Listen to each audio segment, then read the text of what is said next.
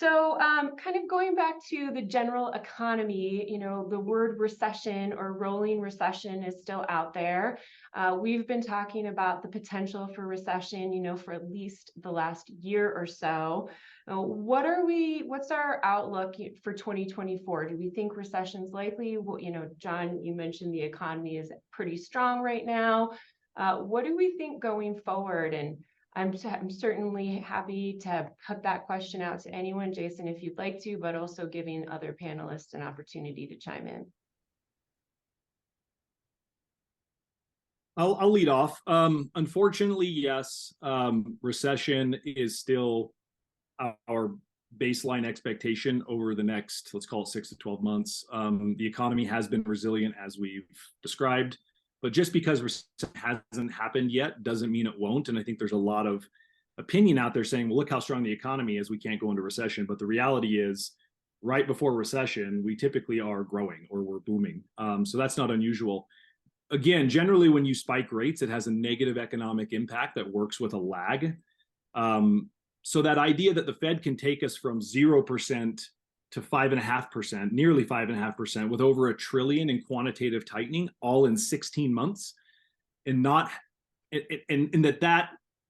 economic pendulum, if you will stop from strong growth to perfect growth without going negative, just doesn't make a lot of sense to us. It would be ahistorical to expect that.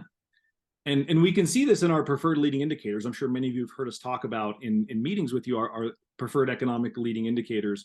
We can also see this in some early signs that, as we discussed, strong employment is starting to slow and a robust consumer may be changing.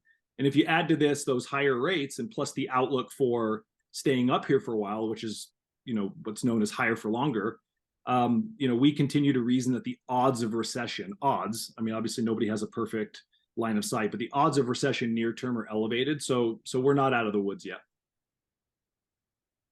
I'll jump in. Sorry, go ahead, Doug. You go first. Okay. Go ahead, Mike. You first. Yeah, I was going to jump in, Jason, and reference back to something you said earlier about, get the consumer right and you get the economy right. One of the data points that we look at is the month-by-month change in total consumer credit outstanding, basically the amount of money that consumers have borrowed. That's published each month by the Federal Reserve.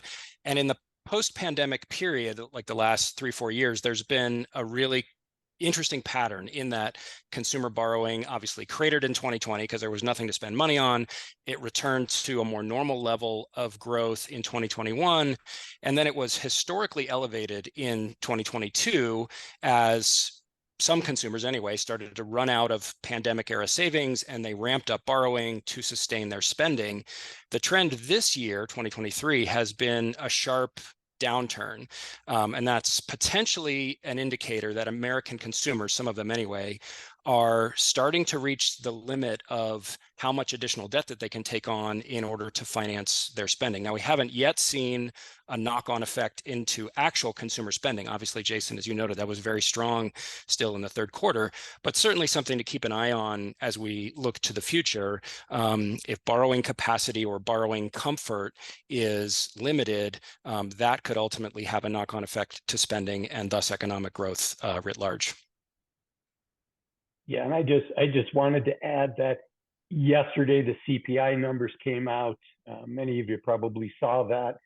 Came in at 3.2%, and the whole world celebrated that. The numbers coming down. I just want to build on what Jason said. The Fed's job is not over yet, so we all need to be cautious. And a large part of the reason that CPI number was as dampened as it was is because of gas prices coming down, and the Fed doesn't control gas prices. So we kind of got lucky there. So we're definitely not out of the woods yet. So I just wanted to share that. It was a good sign, but there was some background info there.